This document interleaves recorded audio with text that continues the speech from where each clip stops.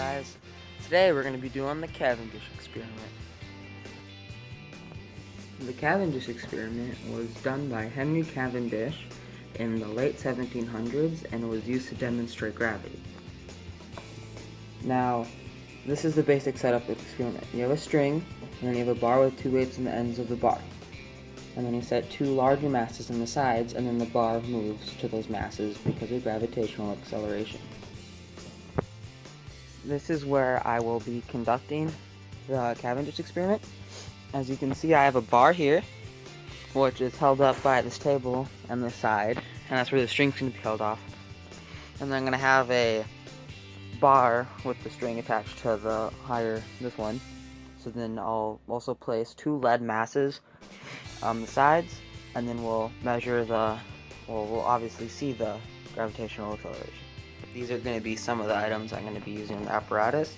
I'm going to be using these that I made by hot gluing some paint sticks to some blocks of wood, and I'm going to wrap them in saran wrap around the bar so that there won't be any influence from the air currents, because that will mess it up if there were. And this is the bar that will be tilting. I'm going to cut it a little bit so it's more reasonable size. And the string I'm going to be using is going to be copper wire. I'm going to unwind this. As you can see, it kind of already does it by itself. And this is better than normal twine because it's not going to have all the twist in it, and that will take a long time to untwist. Now I can also use the copper wire to ground everything, so electromagnetic influence won't influence the apparatus at all. And this is the lead I'm going to be using as the weight. I have quite a bit, like I'd say 30 pounds of lead here. I'll be remelting down this lead in the shape of a ball. I'll use this as a main cast. I'll put it halfway in sand so it makes a little mold like a semi-sphere, and then I'll remelt down this lead and I'll pour it in there, and I'll make two spheres, so 4 hemispheres of lead, and I'll use that for the masses on the sides. I'm also using lead because it's diamagnetic, so if there are any possibility of electromagnetic influence, it would repel it rather than attract. So now each of these lead things weighs, I would say, about ½ pound, a pretty good size, and I'll use 2 of them and I'll tape them on the sides like this for the masses on this side, and then I'll melt down the rest and make the spheres, and then I'll put them on the sides, and that will be used for the experiment. Okay, so now I've completed the bar that's going to be in the experiment. We got copper wire that is attached to lead weights, as you can see. I don't think you'll be able to see it, but it's in there. It's taped to the side of the lead, which the leads are touching at the bottoms, and this thing weighs like 5 pounds-ish, so I'm guessing each of those lead cupcakes are about a pound each. And the copper wire runs along it, so if there is any static electricity buildup or any electromagnetic influence at all, it should take it, and as my wire is going to be copper, it should put it up, and I'm going to ground it with that. Now I'm trying to find the balance point of this, so then I can mark it, and see. So I can mark it. Looks quite good. Looks pretty balanced to me. Let's wait a little bit. Let's see if it tilts to one side or another. It looks pretty good. So I'm gonna now mark the spot real quick.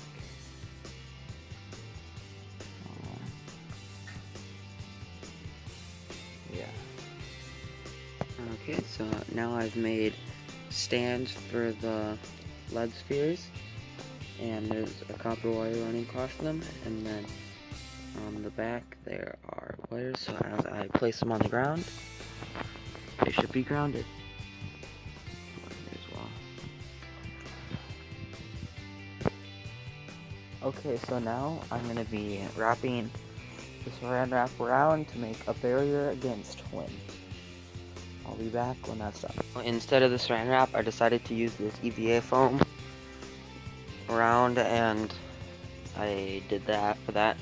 I didn't have quite enough, so I used some poster board in the back there. And on the sides, they're all duct tape. Let's see if you can see that.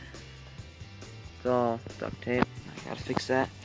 But it's all duct taped on the corners, so the one's not gonna get on the sides, and then it won't get underneath because there's these foam little wedges that are under them all, so that should be all good. So now I'm gonna ground everything with some copper wire, and I'll be back when that's done. Okay, I got all of the wires in place. It's kind of black. Oh, as you can see over there on the white one. There's a wire, it's taped to the ground. There's one there, and there's also one here. And they're on the outsides as well of all of them. You can see down there, but go over here. They go on the outside and also to the ground, so all of this is grounded. Now we have it all set up. So we got all the grounded wires, and we got things bouncing in the middle with the wire hanging. And then we got that wire, touch that wire, and over here. To that, all the way to the ground. So the wire was all grounded, so no electrical magnetic influence will be present. Okay, now we're gonna mount the lead with my furnace I made. It has killable line in the inside. I couldn't find my crucible, so I'm just using this steel can here, which should be just fine, because I'm not going to be going to any high temperatures. And then I have a little imprint of half the sphere, and then the rest lead there. Some safety stuff.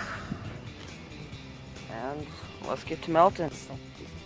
Now we're gonna ignite this.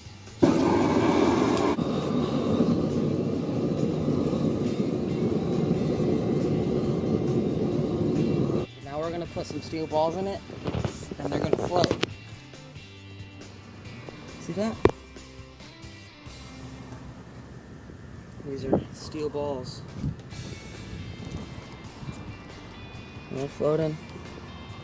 Now, still going. Down. Now you can see the balls on top. They're floating.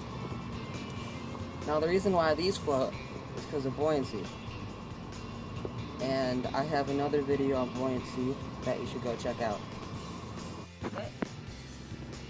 Now we're going to go past this lead. This here.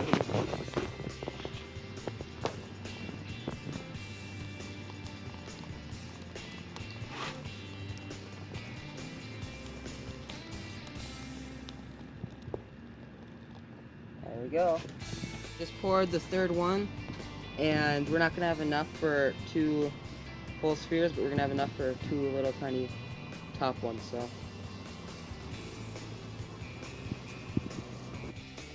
Here are the 2 lead spheres we casted, and they're really heavy. I'd say about 15 pounds each here. Here's the other one. Now, you see how there's bases here. Because we couldn't cast 2 full ones, we had to cast 2 smaller bases. And they ended up making full one. There's one here too. Yeah. Okay, now I've let this sit for about a day. You can see it's not moving. Now I'm going to put those in. I'm not going to record me doing that because I need both hands to make sure I don't hit it. Okay, I got the spheres in there. As you can see, the bar is moving a little bit because it's super sensitive. And now we'll wait and see the results. I let it sit for about a day. I didn't come and check it. The door to the basement was closed because I don't want anyone currents influencing it. And mass attracting mass. I found that very neat. You can see it's touching over there. I didn't line them up perfect. It's not touching there, but over there it is. Okay, now I'm going to recreate it because the back panel fell. But this time I have a time-lapse camera, which I figured out that on the iPad there's or it has the ability to time-lapse. So I can use that to do it. So I'm just going to recreate it. All the wires are still in place. Even the back panel that fell over there, the wire's still on the ground. So we'll just try it again and see if we can get the camera footage of it.